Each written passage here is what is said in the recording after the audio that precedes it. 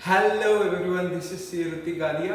आज अपन सीखने वाले हैं मेमोरेंडम ऑफ एसोसिएशन के बारे में, जो कि एक टॉपिक है कंपनीज एक्ट 2013 का। तो चलिए शुरू करते हैं।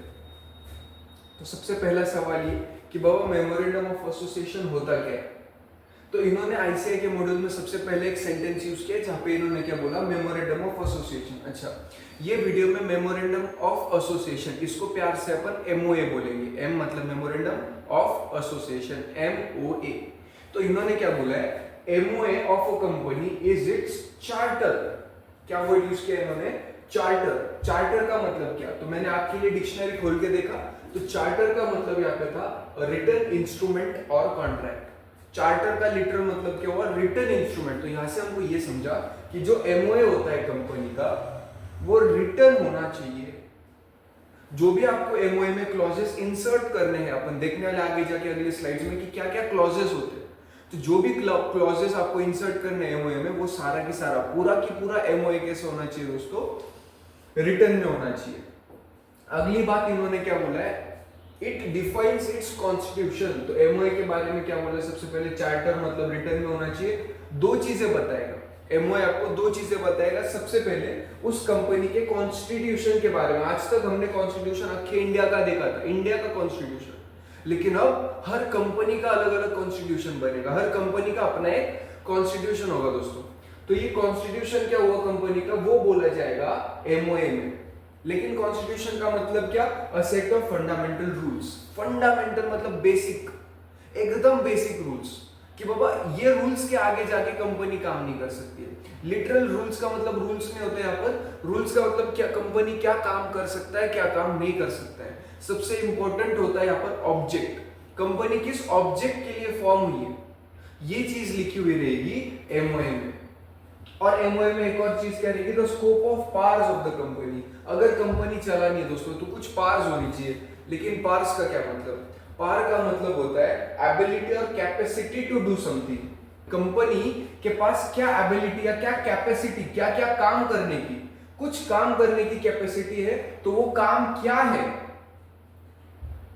वो काम क्या है जो कंपनी कर सकता है, वो भी लिखा हुआ रहेगा। और किस हद तक जाके क्या पावर्स है वो काम करने का, वो भी, क्या काम और वो काम कैसे, ये दोनों चीजें कहां पर लिखी हुई रहेगी दोस्तों, ये लिखी हुई रहेगी memorandum of association the company. इसके आगे अपन देखेंगे ऑब्जेक्ट क्या है, मतलब एमओए बनाना है, ठीक है, वो आरओसी के पास रजिस्टर कराना है, ठीक है, लेकिन क्यों, आप जो बोलेंगे हम करेंगे, लेकिन क्यों करना है पहले ये तो बोल दो।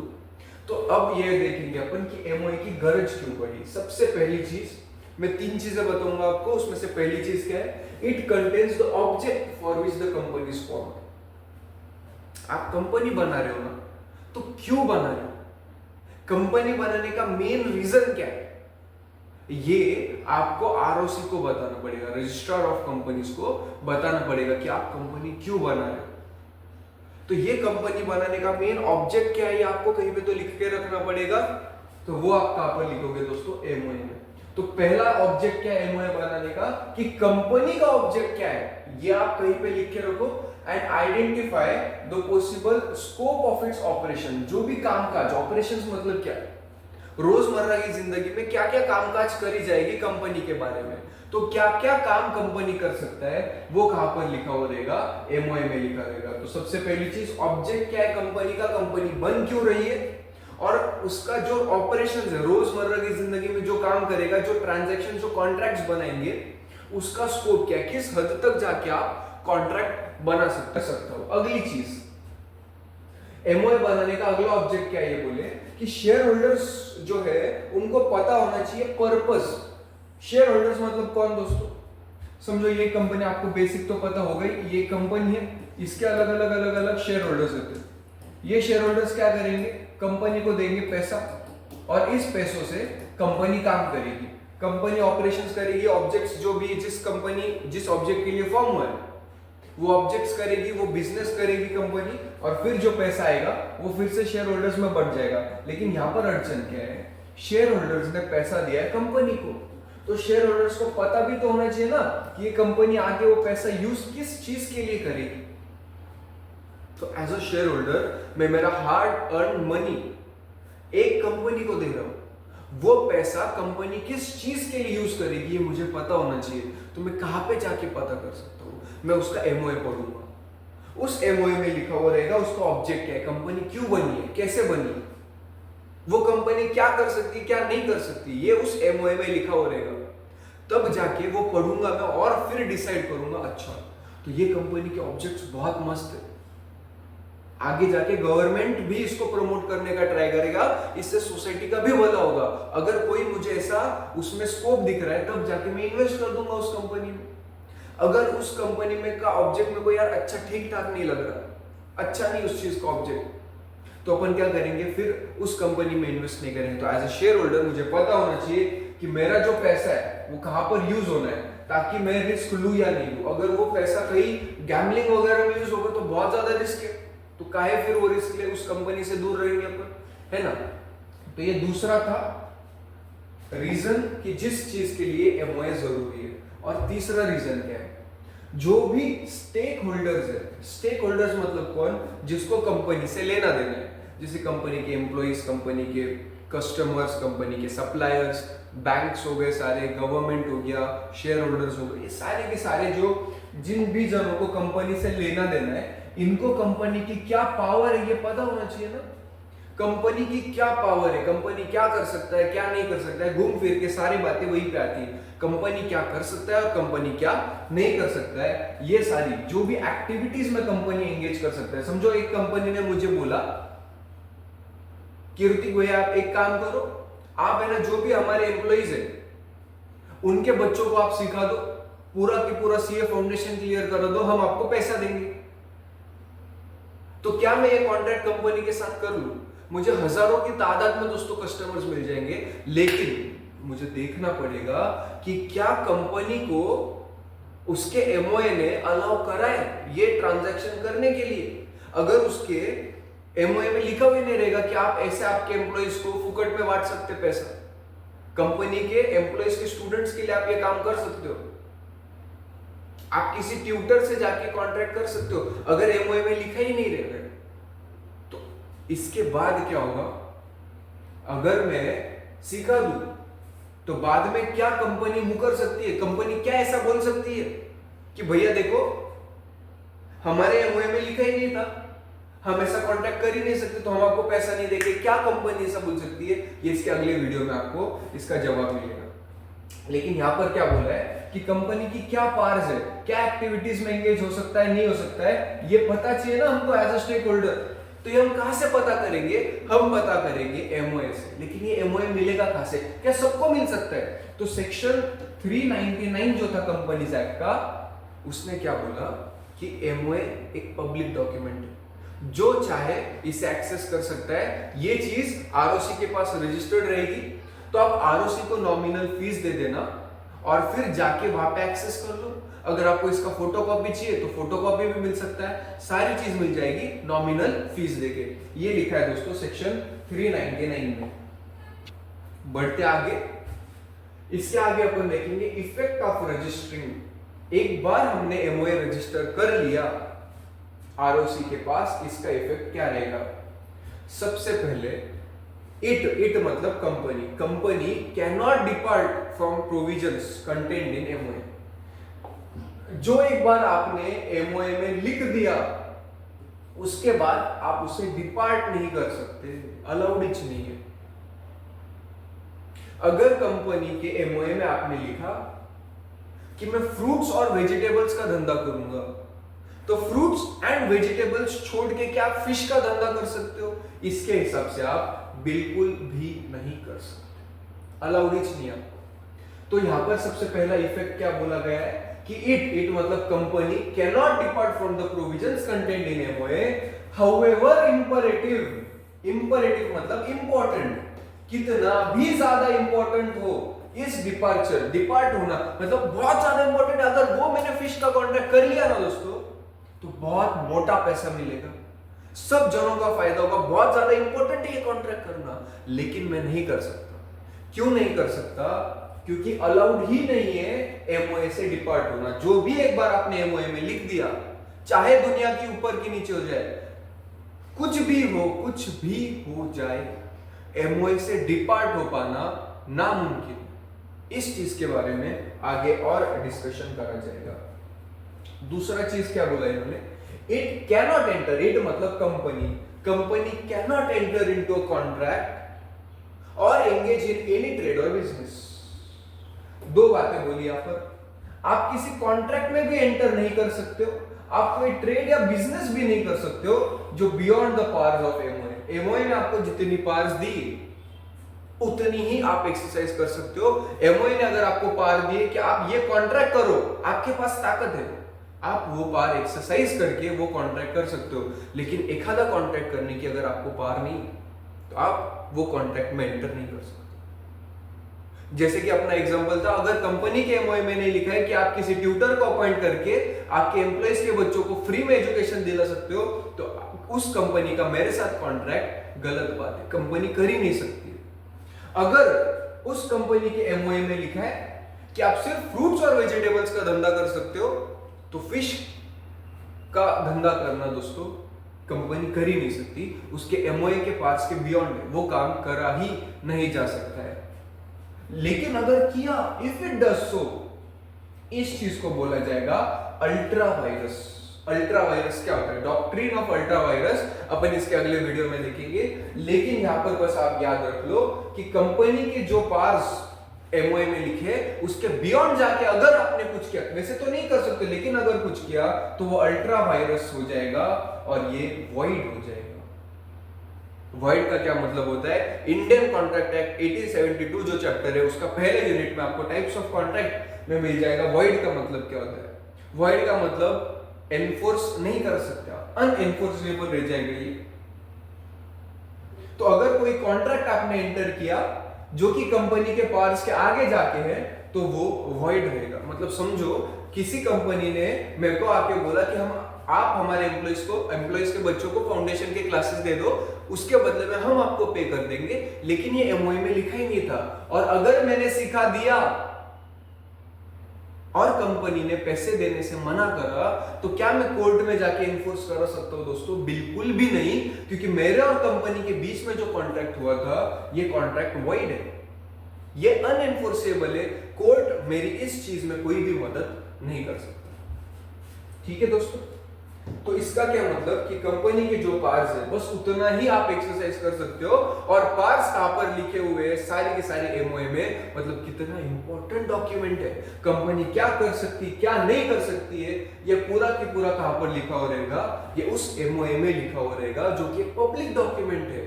कोई भी जाके उसको नॉमिनल सा फीस देके एक्सेस कर सकता है, सेक्शन 399 में लिखा था। अब एग्जैक्टली बाबा एमओए में क्या इतना इंपॉर्टेंट है ये डॉक्यूमेंट, तो क्या एग्जैक्टली उस चीज में लिखा हुआ होता है ये देखेंगे अभी अपन। तो सबसे पहला चीज जो यहां पर लिखा हुआ रहेगा ये उसका नाम, उस कंपनी को मैं किस नाम से बुलाऊं ये लिखा हुआ रहेगा मेमोरेंडम ऑफ एसोसिएशन में। तो सबसे पहला क्लॉज क्या है दोस्तों, नेम क्लॉज। अगर आप एक पब्लिक कंपनी हो, तो आपको आपके नाम के आगे लिमिटेड वर्ड यूज करना पड़ेगा, कंपलसरी है। अगर आप एक प्राइवेट कंपनी हो तो आपको आपके नाम के आगे प्राइवेट लिमिटेड लिखना पड़ेगा। अगर आप सेक्शन 8 कंपनी हो तो इलेक्टोरल ट्रस्ट वगैरह, एसोसिएशंस, क्लब, ये सारी चीजें आपको लिखनी पड़ेगी। लिमिटेड और प्राइवेट लिमिटेड लिखने की जरूरत बिल्कुल भी नहीं है। अगर आप गवर्नमेंट कंपनी तो आपको लिमिटेड वर्ड यूज करना कंपलसरी है। अगर आप ओपीसी हो तो आपके नाम के आगे 1 पर्सन कंपनी ये लिखना जरूरी है। इसके बाद जो सेकंड पॉइंट एमओए में लिखा हुआ रहेगा वो रहेगा registered office clause. Registered office clause में आपको उस स्टेट का नाम लिखना पड़ेगा जिस स्टेट में इस कंपनी का मेन ऑफिस जो है, रजिस्टर्ड ऑफिस, सिचुएटेड। थर्ड चीज, आप ऑब्जेक्ट, ये सबसे इंपॉर्टेंट है। एमओए मेन बनाने का रीजन ये है कि कंपनी का क्या ऑब्जेक्ट है ये यहां पर लिखा हुआ रहेगा, किस चीज के लिए कंपनी फॉर्म हुई है। The objects for which the company is proposed to be incorporated. Proposed to be incorporated मतलब क्या कि आगे जाके कंपनी क्यों, आप अभी कंपनी क्यों बना रहे हो, आगे जाके वो क्या काम कर सकती है, ऐसा सेंटेंस क्यों फॉर्म किया ना, आगे जाके टू बी इनकॉर्पोरेटेड, क्योंकि एमओए आप कब बना रहे हो, एमओए कंपनी बनने से पहले ही बन जाता है। आपको पहले एमओए बनाना पड़ेगा, वो आरओसी के पास रजिस्टर कराना पड़ेगा, तब जाके कंपनी फॉर्म होगी। इसलिए जब एमओए बन रहा है, जब आप वो ऑब्जेक्ट क्लॉज लिख रहे हो, तब तो कंपनी है ही नहीं। इस वजह से इन्होंने ऐसा वर्डिंग बोला है कि objects for which the company is proposed to be incorporated, आगे जाके कंपनी बनने वाली है, उसके लिए मैं अभी एमओए बना रहा हूं, और आगे जाके जब कंपनी बनेगी तो ये काम करे जाएंगे उस कंपनी के द्वारा। And any matter considered necessary in furtherance thereof, मतलब मेन ऑब्जेक्ट क्या है वो भी लिख दो, और उस मेन ऑब्जेक्ट को करने के लिए आजू बाजू के 8-10 चीजें जो रहेगी वो भी लिख दो।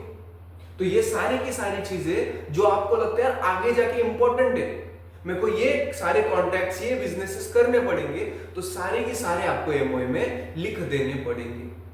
एक बार आपने लिख दिया तो आप उसको चेंज कर सकते हो क्या? जी हाँ, आप चेंज करा जा सकता है, लेकिन एमओए चेंज करना बहुत मुश्किल होता है, आसानी से एमओए चेंज नहीं करा जा सकता। इसके बाद अगला होता है लायबिलिटी क्लॉज। तो की कंपनी होगी दोस्तों, या तो company limited by shares, company limited by guarantee, या अनलिमिटेड कंपनी। अगर आपकी कंपनी लिमिटेड बाय शेयर्स है तो आपको लायबिलिटी क्लॉज में लिखना पड़ेगा कि जो आपकी मतलब मेंबर्स की लायबिलिटी है ये लिमिटेड रहेगी up to the amount unpaid on the shares. अगर 10 रुपए फेस वैल्यू का शेयर है तो जितना पैसा आपने पे नहीं किया है उतना पैसा पे करने की आपकी लायबिलिटी है, उसके आगे जाके आपको 1 रुपया भी पे करने की जरूरत नहीं है। ये कहां पर लिखा हुआ रहेगा? ये लायबिलिटी क्लॉज जो है एमओए का, वहां पर लिखा हुआ रहेगा। अगर वो कंपनी लिमिटेड बाय गारंटी है तो हर एक मेंबर ने, हर एक सब्सक्राइबर टू मेमोरेंडम वाले ने कितना अमाउंट गारंटी किया है कि जब कंपनी वाउंड अप हो जाएगी उस टाइम पे जितना भी कंपनी को जरूरत पड़ेगा, समझो मैं एक सब्सक्राइबर टू मेमोरेंडम हूं, कंपनी लिमिटेड बाय गारंटी है, तो मैंने बोला 2 करोड़। अब चाहे कंपनी को 100 करोड़ की जरूरत क्यों ना हो, मेरी कंपनी की जो लायबिलिटी है, कंपनी की तरफ जो मेरी लायबिलिटी है वो बस 2 करोड़ की रहेगी। इस चीज को बोला जाता है लिमिटेड बाय गारंटी। एक अमाउंट बोल दूंगा मैं, उतना अमाउंट तक कंपनी मुझसे मांग सकती है जब कंपनी बंद होगी। और अनलिमिटेड कंपनी मतलब क्या? फिर इस केस में कंपनी की लायबिलिटी अनलिमिटेड रह जाएगी, ये आपको लिखना पड़ेगा लायबिलिटी क्लॉज में। ठीक है दोस्तों, अगली चीज, अगला क्लॉज आपको लिखना पड़ेगा कैपिटल क्लॉज। ये भी इंपॉर्टेंट क्लॉज माना जाता है, क्योंकि यहां पर आपको क्या क्या लिखना पड़ेगा? सबसे पहले आपको लिखना पड़ेगा कि ऑथोराइज्ड कैपिटल कितना है। ऑथोराइज्ड कैपिटल क्या होता है, अपन अगले वीडियो में डिस्कस करेंगे।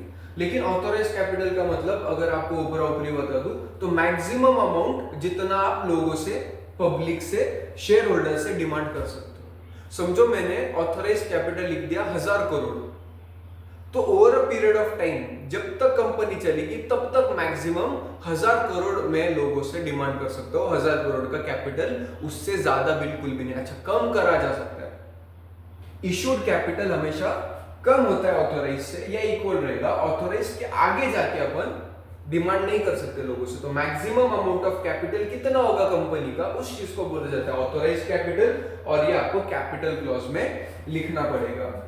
अब ये जो ऑथोराइज कैपिटल है दोस्तों, इसको अपन डिवाइड करके चलेंगे शेयर्स में, और उस शेयर की अमाउंट रहेगी फिक्स्ड। 1 रुपए का हो सकता है, 2 रुपए, 5 रुपए, 10 रुपए, जो भी उसकी फेस वैल्यू रहेगी वो फिक्स्ड रहेगी। तो ऑथोराइज कैपिटल कितना है, और आपने उसको कितने रुपए के शेयर्स में तोड़ के रखा है, और कितने शेयर्स है हर एक सब्सक्राइबर के पास। और लास्ट क्लॉज कौन सा है? Association clause. तो यहाँ पर जो भी सब्सक्राइबर्स है ना, कैपिटल क्लॉज में दोस्तों आप सब्सक्राइबर्स के पास कितने शेयर्स है इतना ही लिखोगे बस। एसोसिएशन क्लॉज में जो भी सब्सक्राइबर्स है ना, उन सब्सक्राइबर्स का पूरा डिटेल लिखा जाएगा, सारे के सारे डिटेल, उसका नाम क्या है, काम क्या है, गांव क्या है, कहां पे रहते हैं, क्या करता है, एज क्या है, वगैरह सारी चीजें आपको एसोसिएशन क्लॉज में लिखना पड़ेगा। ये लास्ट क्लॉज होता है। एसोसिएशन के बाद अपना एमओए खत्म हो जाएगा। और जो यहाँ पर क्या बोला है, जो सारे के सारे सब्सक्राइबर्स हैं, एटलीस्ट 1 शेयर तो भी सारे सब्सक्राइबर्स ने लेना चाहिए। इसके बाद अपन देखेंगे कुछ अदर प्रोविजन जो आपको कंप्लाई करने हैं। तो सबसे पहला क्या इन्होंने बोला है, मेमोरेंडम मस्ट बी, सबसे पहले क्या बोला है, मेमोरेंडम मस्ट बी प्रिंटेड। आप सॉफ्ट कॉपी में कितना मेरे को अड़चन नहीं है मेरे को, लेकिन रजिस्टर्ड ऑफिस जो है वहां पर आपने एटलीस्ट एक तो भी प्रिंटेड फॉर्म में मेमोरेंडम ऑफ एसोसिएशन कंपलसरी रखना पड़ेगा। दूसरा क्या बोला है, it must be divided into paragraphs. पहला पॉइंट, दूसरा पॉइंट, तीसरा, ऐसा नहीं कि एक ही पॉइंट में पूरा लिख दिया, आपको अलग अलग पॉइंट्स में उसको डिवाइड करके चलना पड़ेगा, अलग पैराग्राफ्स में। इसके बाद नंबर करना पड़ेगा आपको कॉन्सिक्वेंटली। पहला पॉइंट है तो फर्स्ट, दूसरा पॉइंट है टू, थर्ड, फोर्थ, फिफ्थ, आपको नंबरिंग करते चलना पड़ेगा। बेसिक से बातें बताई गई है। यहाँ पर साइन होना चाहिए, यहाँ पर साइन करके चलेंगे। एमओए साइन होना बहुत ज्यादा जरूरी है, लेकिन कौन साइन करेगा, तो अगर पब्लिक कंपनी है तो 7 जनों ने साइन करनी पड़ेगी, प्राइवेट कंपनी है तो 2 जनों ने साइन करनी पड़ेगी, और ओपीसी है तो एक ही जन इसको साइन करेगा। अच्छा, सिर्फ मैं साइन कर रहा हूं, आजू बाजू में कोई विटनेस होना चाहिए, तो एटलीस्ट एक विटनेस तो भी होना चाहिए, यहां पर बोला गया। तो आप अगर 7 जन साइन कर रहे हो तो भी एक विटनेस मिनिमम, 2 जन साइन कर रहा है तो भी एक विटनेस मिनिमम होना चाहिए, एक ही जन अगर साइन कर रहा है तो भी दोस्तों एक विटनेस तो होना ही चाहिए, और उस विटनेस का भी सिग्नेचर ले लेंगे अपन, समझा। और इसके बाद अपन देखेंगे कुछ अदर प्रोविजंस और देख लेते हैं अपन। तो यहां पर क्या बोला है, MOA can not contain anything contrary to the provisions of Companies Act. इसका क्या मतलब, वो ये बहुत ज्यादा इंपॉर्टेंट है। तो आप है ना, कंपनी क्या कर सकती है ये एमओए में लिख दो, इससे ज्यादा तो कंपनी कुछ कर ही नहीं सकती, इससे कम करा जा सकता है। तो मैक्सिमम काम कंपनी क्या कर सकती है वो एमओए में लिखा जाएगा, लेकिन वो काम कंपनीज एक्ट के अगेंस्ट में जाके नहीं हो सकता है। कंपनीज एक्ट ने अगर कुछ बोला है कि ये कंपनी, कोई भी कंपनी ये काम नहीं कर सकती, तो एमओए में आप ऐसा नहीं लिख सकते कि वो काम करा तो चलेगा। अगर कंपनीज एक्ट ने कुछ मना करा है तो आपको वो काम नहीं करना पड़ेगा। कंपनीज एक्ट के ऊपर जाके आप एमओए नहीं बना सकते हो। कंपनीज एक्ट के सारे प्रोविजंस कंप्लाई कर आपको एमओए बनाना पड़ेगा, ठीक है। अगर मैंने कंपनीज एक्ट के आगे जाके कुछ प्रोविजंस एमओए में लिख दिए तो फिर उसका कोई भी लीगल इफेक्ट नहीं रहेगा, वॉइड रहेगा, वो वॉइड माना जाएगा। वो कुछ काम पहले भले आपने लिख दिया, फिर भी आप वो काम एक्सरसाइज नहीं कर सकते, वो काम आपको करना अलाउड ही नहीं। अगली बात यहाँ पर क्या बोली इन्होंने, अगर आपने similarly all other documents of the company must comply with provisions of MOA. मतलब एमओए ने कंपनीज एक्ट के अंडर रह के काम करना पड़ेगा, और बाकी जो भी डॉक्यूमेंट्स है कंपनी के वो एमओए के अंडर रह के काम करेंगे। मतलब कंपनीज एक्ट ऊपर है एमओए के, और एमओए ऊपर है बाकी सारे डॉक्यूमेंट्स के। तो बाकी सारे डॉक्यूमेंट्स सबऑर्डिनेट है एमओए से, और एमओए सबऑर्डिनेट है कंपनीज एक्ट से। इतना मस्त बोला इन्होंने। आपको ये पूरा पॉइंट लर्न करना है एज इट इज। ये सारे पॉइंट्स जो आपको एज इट इज लर्न करने हैं, ये पूरा की पूरा मैंने आईसीआई के मॉड्यूल से ही कॉपी पेस्ट करके बना दिया है, ठीक है दोस्तों। इतना ही था इस वीडियो में। आशा करता हूँ आपको ये वीडियो समझ में आया होगा और मजा भी आया होगा। अगर मजा आया दोस्तों तो ये वीडियो सबके साथ शेयर करो, क्योंकि ये मजा मैं सबको देना चाहता हूँ। मिलते हैं अगले वीडियो में, तब तक के लिए जय जिनेंद्र।